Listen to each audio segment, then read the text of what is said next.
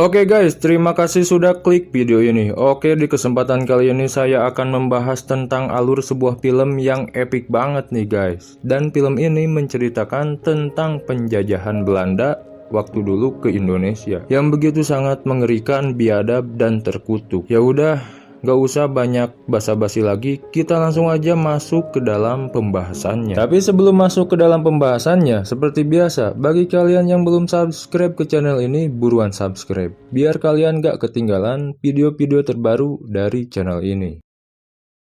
Film diawali dengan memperlihatkan sebuah kereta yang sedang melintas di California pada tahun 1860. Di dalam gerbong ada dua orang yang sedang bertarung dan ramai juga orang-orang yang sedang masang taruhan. Pertarungan ini adalah sebuah taruhan besar untuk mendapatkan sejumlah uang yang lumayan cukup gede jumlahnya. Orang yang bertarung itu bernama Jamar, sedangkan yang mengumpulkan uang taruhan bernama Suwo. Suwo sendiri adalah adiknya si Jamar itu.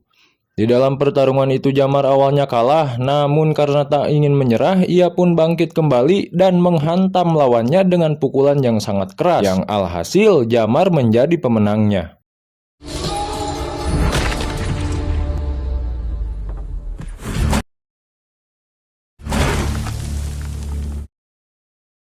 Setelah pertarungan selesai karena kalah judi, para bule kuku lutus tak terima dan mengancam mereka lalu tiba-tiba ya, terjadilah di situ baku tembak di antara mereka. Namun mereka berhasil mengalahkan para bule itu walaupun paman mereka harus terkena tembakan ringan.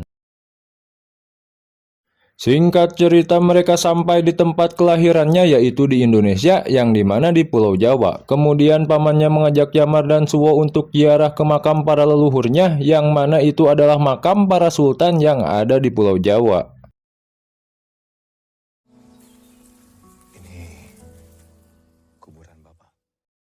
Saat malam tiba di situ, pamannya menceritakan masa lalu dirinya bersama Sultan Hamzah, yang dimana Sultan Hamzah itu sendiri adalah ayah dari Jamar dan juga Suwo. Paman Arana menceritakan saat dulu dirinya dan Sultan Hamzah dikejar oleh para pemberontak atau penjajah dan bertarung dengan mereka. Di situ Arana mengatakan bahwa pada saat itu dirinya membawa Jamar dan Suwo yang masih kecil untuk dibawa pergi bersembunyi dengan jauh agar tidak ketahuan. Hal itu pun atas perintah ayahnya Sultan Hamzah. Namun saat itu juga Sultan Hamzah tewas terbunuh oleh penjajah yang bernama Pantrah.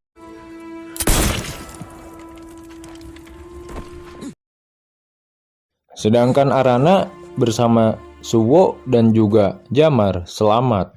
Suatu hari saat mereka berada di perjalanan, dengan tak sengaja menyelamatkan seorang gadis yang tengah diculik oleh para penjajah, dan di situ juga ada seorang pria tua yang mana pria itu adalah kakek dari gadis itu. Dan gadis itu sendiri bernama Sri. Kemudian setelah mereka berhasil menyelamatkan Sri dan mengalahkan para penjajah, kakeknya mengajak Jamar, Suwo, dan Arana untuk singgah di desa mereka untuk beristirahat. Di tengah perjalanan menuju desa, mereka melihat seseorang yang tengah mengendarai kerbau dan membawa sebuah panah. Mereka sangat terkejut melihat kelihayan orang itu.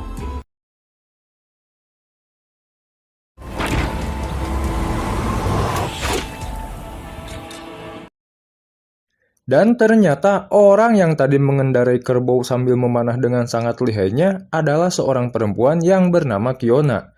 Yang dimana Kiona ini adalah saudara dari Sri dan cucu dari kakek tua itu.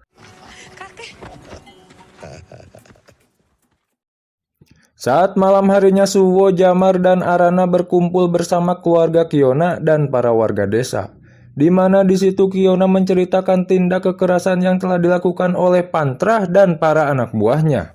Dia dan pasukan memperkosa dan merampas apapun yang mereka mau tanpa.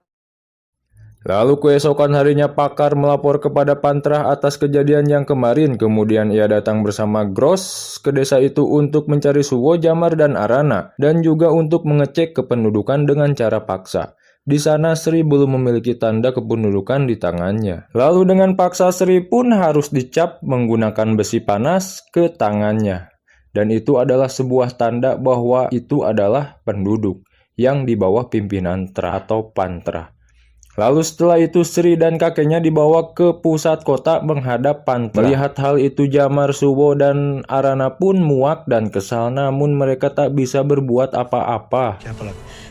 Itu Dros. tangan kanan dari Vantra. Hari pun telah berganti. Di situ Suwo, Jamar, dan Arana berjalan ke kota untuk menemukan Pantra. Dan di saat yang tak disengaja mereka bertemu dengan Kiona. Di situ Kiona mengatakan bahwa Pantrah ada di alun-alun kota hari ini, di mana di sana Pantrah akan mengeksekusi para warga yang melawannya atau berkhianat. Semua kepala desa diminta berkumpul di alun-alun.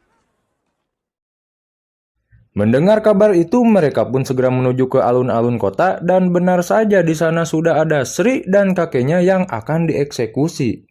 Dan tak lama datanglah si bebenguk, si penjajah, si brengsek Pantrah. Ini bentuknya. Di situ si bebenguk Pantrah mengatakan kepada Kades yang mana Kades itu sendiri adalah ayahnya Kiona dan Sri. Pantrah bilang bahwa Kades telah berkhianat kepadanya dan atas hukumannya Pantrah akan mengeksekusi orang yang berharga yaitu Sri dan kakeknya. Di situ Pantrah memberi sebuah pilihan mau siapa yang akan dieksekusi, Sri atau kakeknya. Ya tentu saja Kades bingung mana tega ia memberi sebuah pilihan karena keduanya adalah orang yang paling berharga untuknya. Namun tiba-tiba tak disangka-sangka kakeknya dengan gagah berani mengatakan bunuh saya saja dan saya sudah siap mati. Enggak sudi untuknya jika harus menjadi kacung si Pantrah. Percuma hidup juga jika harus berpihak sama penjajah. Dan tak lama si kakek langsung dieksekusi mati dengan sangat mengerikan. Sri, Kiona, Kades, Suwo, Jamar, dan Arana yang melihat itu pun sangat muak dan kesal dengan apa yang Pantrah lakukan.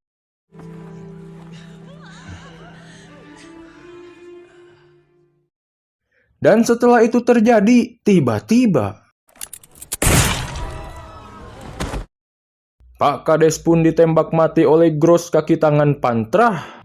Malam harinya mereka menginap di sebuah penginapan yang bersebelahan dengan Pantrah. Di situ mereka bertiga menyusun rencana untuk membunuh Pantrah. Keesokan harinya mereka telah bersiap untuk membidik Pantrah. Di situ Jamar tengah bersiap untuk menarik pelatuk dan menembak Pantrah. Namun saat akan ditembak, bidikannya terhalang oleh seorang wanita yang sedang bersama Pantrah. Karena penasaran, Arana kemudian mengambil alih senjatanya dan mencoba untuk membidik Pantrah, tapi di luar dugaannya wanita yang bersama Pantrah itu adalah istrinya yang bernama Suruni yang masih hidup. Seketika itu kondisi Arana menjadi tidak stabil.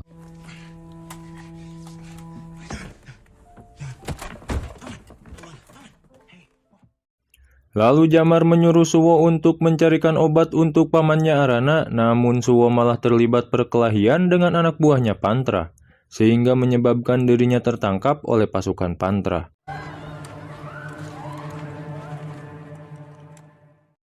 Sementara itu saat malam sudah tiba, Arana dan Jamar mulai khawatir karena Suwo belum juga kembali. Lalu di situ Arana menyuruh Jamar untuk mencarinya, sementara itu Arana pergi untuk mencari istrinya itu. Di tempat yang lain Pantrah menginterogasi Suwo dan Kiona, tapi perlakuan Kiona malah membuat Pantrah naik darah sehingga Pantrah memutuskan untuk melukai mereka berdua. Namun dia terkejut saat pakar mengambil sebuah belati milik Suwo dan benar saja itu adalah belati milik Pantrah yang ia tusukan kepada Sultan Hamjah. Di situ Suwo pun memberitahu bahwa dirinya adalah anak dari Sultan Hamjah sendiri. Dengan penuh emosi di situ Pantrah mencoba untuk membunuh Suwo. Namun saat akan melakukannya datang salah satu anak buahnya yang memberitahu bahwa di rumahnya ada seorang penyusup. Lalu Pantrah pun tak jadi mengeksekusi Suwo karena ia yakin bahwa penyusup itu adalah Arana. Ia pun langsung mencari Arana. Saat Pantrah pergi, Jamar muncul dan membebaskan Kiona dan juga Suwo.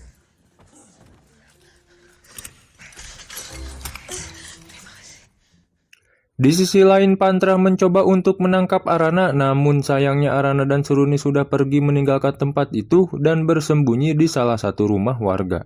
Dan ternyata di sana juga sudah ada Jamar, Suwo, dan Kiona.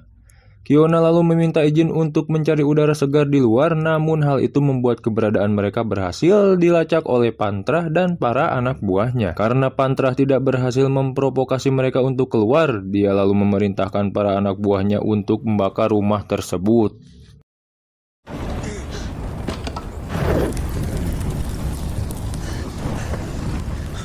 Jamar dan Suwo berhasil lolos, sedangkan Arana yang terluka lebih memilih mati dengan damai dan istrinya.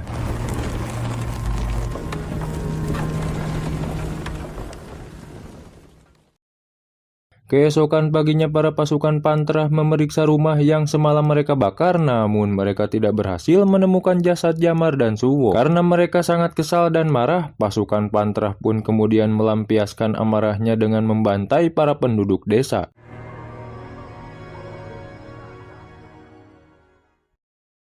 Saat kembali ke desa, di situ Jamar dan Suwo melihat para jasad warga desa yang sudah berserakan tergeletak. Melihat kondisi itu, mereka berdua pun memutuskan untuk membalaskan dendam dan menyerang Pantrah dan para pasukannya. Semua ini Jamar dan Suwo lakukan hanya untuk sebuah keadilan.